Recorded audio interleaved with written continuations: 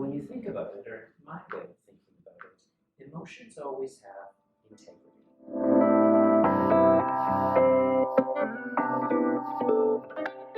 So I'm Dr. David Pilon, and I'm a psychologist here in Halifax, and I spend much of my time in my role at Dalhousie University as Director of Counseling and Psychological Services as part of Dalhousie Student Health Wellness.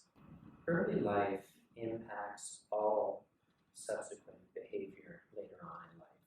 So even before talking about boys and men, I think it's important to appreciate that the first few years of life, and indeed the first 2 decades of life, really are the time frame by which everything that comes to mold and shape a person into who they become and how they become really happens and derives from there.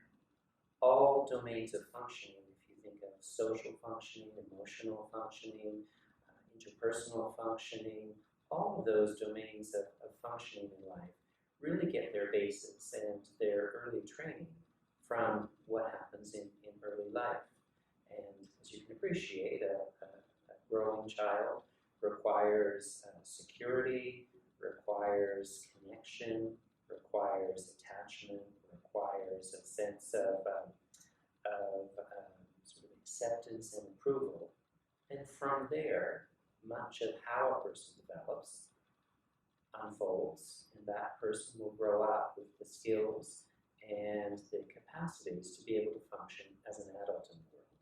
So we all need that, girls and boys, women and men.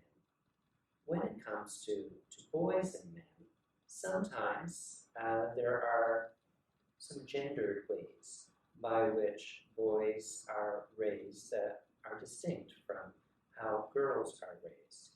And we can go into more detail about that. But ultimately,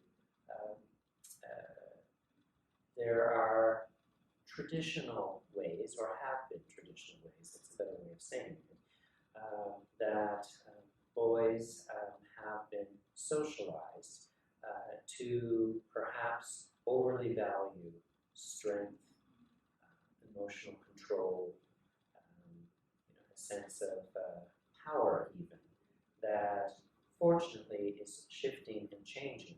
But historically, those have been some of the influences that have particularly had an impact on boys in their growing up years.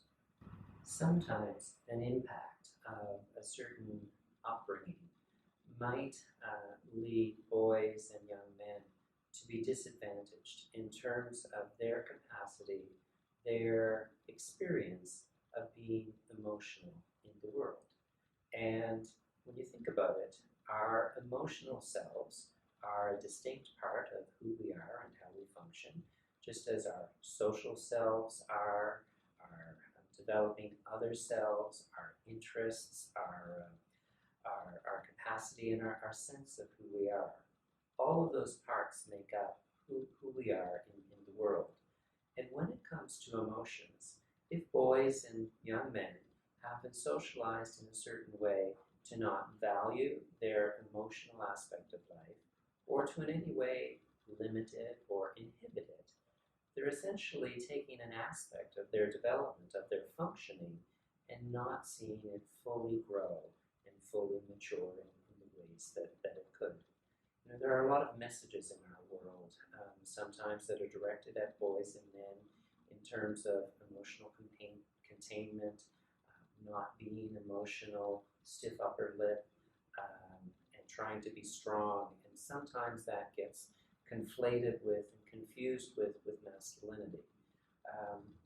And I think in many ways that is a disservice to boys and men, because what it essentially is doing is providing the message that that aspect of their functioning is somehow something that may be ultimately not able to be informative for who they are and what they need to be in the world. When you think about it, or my way of thinking about it, emotions always have integrity. And by that, I mean that emotions come from somewhere. They derive from a certain place, they have meaning. And whether it's joy, whether it's sadness, whether it's shame, all of those emotions come from somewhere.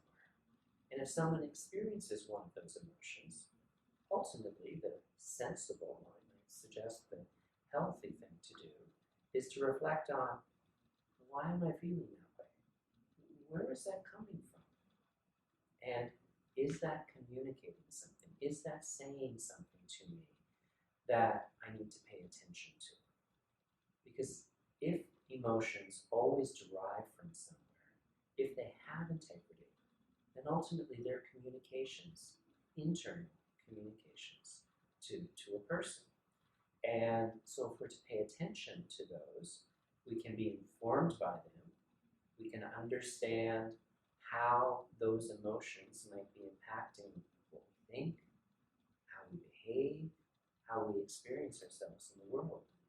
But if we ignore that, if we don't pay attention to those emotions, then we're missing out on a whole domain of information, a whole way of knowing ourselves and knowing why we are feeling as we are and why we may respond as we do. So the irony to all of that is that if we think about emotions as somehow reflecting a sign of weakness or a sign of vulnerability, it's actually the person who doesn't pay attention to their emotions who is actually disadvantaged or who becomes vulnerable, because ultimately they are not benefiting from their own experience and learning from what those emotions may be communicating. So to prepare the perception about emotions, I think you have to think about that question in a couple of different ways. For a given individual, it's not a matter of necessarily agreeing or disagreeing with the point or believing that things have to be a certain way. To my way of thinking, it makes much more sense to think about whether something is actually useful for us. It doesn't matter at the end of the day if I think X and X is less valid than Y is. I'm not sure who the ultimate arbitrator is of those ideas. But if thinking X actually does not serve me well, then it doesn't make sense to think that. To make that a little bit more concrete, I could walk through the world and think that people don't like me, that people don't think well of me. And whether that's the case or not, if I thought that way, I probably wouldn't feel very good about myself. Because, who would feel good thinking that the world doesn't think well of them? But instead, if I try to discredit that perspective, if I try to say, that's not serving me well because I don't feel good about myself. I feel anxious when I go into a social situation in which I fear people may be thinking of me in that way. That doesn't make sense. I want to feel better. I want to feel more confident.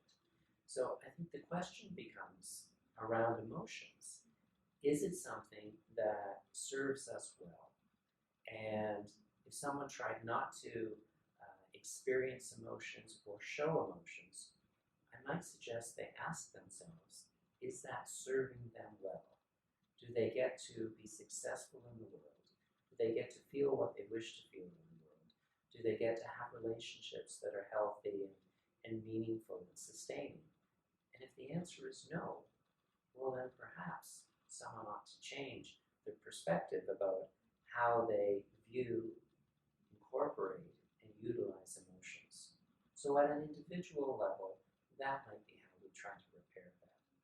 But at a broader level, I think there's another meaning that's important to talk about. We live in a world with all kinds of messages, and some of those messages are positive and supportive and lovely, but sometimes those messages are destructive and motivated by hatred or by lots of negative influences. And it's hard to change the perspective of a community or of a world. We see all kinds of examples where things in our world are not going well at all. And as a result of that, there are adverse consequences everywhere. So to try to change the perspective of a community, say if it's even about something like emotions and emotional intelligence. It's hard to shift that, but I know I can change my own view, and I can demonstrate by changing my own view that that might be helpful, supportive, and even successful for me. And if that inspires the person next to me to think differently about themselves and to think differently about some of the messages that they have learned from, then that might encourage that person to consider a different perception, and so on, and so on. I think the best we can do in life when it comes to changing the messages, changing the narrative, particularly when it speaks to our individual functioning and how we conduct ourselves and engage in the world, is ultimately to be the best example of who we can be of ourselves. And if we show that, if we express that, and if other people see that that seems to work well for one person, perhaps it can work well for another person, then there can be an exponential impact from there. So I would always encourage people to avail themselves of an opportunity for counseling or therapy to address some things if they don't feel they're at that place in life where they can just feel good about themselves and successful as they navigate through.